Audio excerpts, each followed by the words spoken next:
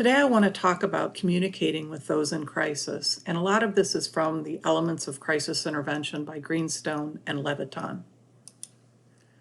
Communication becomes very important when we're working with someone in crisis.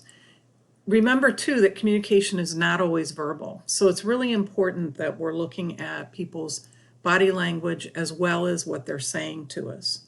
And remember, there's three messages that come from a person in crisis. A content message, which tells us what the speaker believes or perceives the situation to be. Remember, perception is important. People will perceive things differently.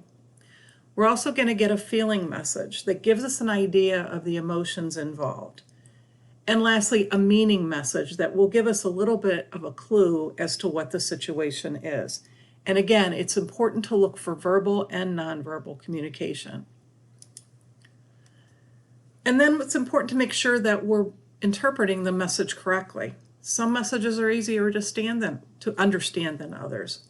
And remember too, what might be a crisis to one person may not be to another person, including the helper. We may not perceive, as the helper, we may not perceive the situation to be a crisis, but that person involved could very well see it differently. And crisis communication can be very, very loud, and it can be totally silent depending on the situation. It's also important for the intervener to use active listening skills. Remember, we don't learn from talking, we learn from listening. So it's really important that you clear your mind and pay attention to the messages coming from that person.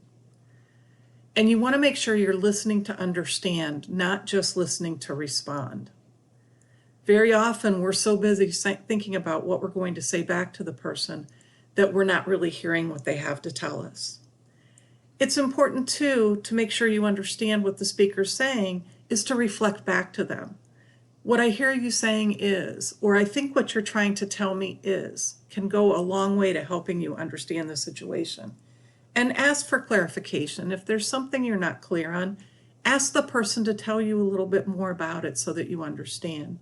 And then lastly, summarize what you think you've heard. Give the person a chance to tell you that what you think you've heard is correct, or maybe you're way off and it's time for them to try a different way to tell you so that you can better understand the situation. Empathy is extremely important when talking with a person in crisis. And I've got the definition from Greenstone listed here. Empathy is one's ability to enter the other person's world and to reflect this understanding to the person. I can't say enough about how important empathy is. There's two kinds of empathy we're talking about today, passive empathy and active empathy. Passive empathy is paying attention to a person's words and also tuning into their body language and tone. So it's important to look at a person's posture and their facial expression. Other clues could be their arms crossed, that they're looking away, that they're fidgeting when they're talking to you. And then active empathy is when you show understanding to the situation, showing warmth and trust. This is not always an easy skill and can make the listener sometimes a bit uncomfortable. But again, very, very important. And it's hard sometimes with certain people to show active empathy, but it really helps in a crisis situation. And words do matter, and they are important. Try not to ask yes or no questions because you won't get all of the information that you need. It's best to ask open-ended questions. Tell me a little bit about what happened. And I think maybe that I'm hearing what you're saying, but can you tell me am I correct on that? So try to really stick to open-ended questions. Can you clarify? How can I help you now? And whatever you do when you're dealing with a person in crisis, don't tell them you know how they feel. It's not helpful and it's not genuine. We really don't know how a person feels until they let us know.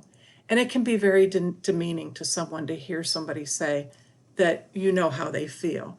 It can really make them feel like you're not thinking that their issue is important. We'll talk more about communication as the semester goes on.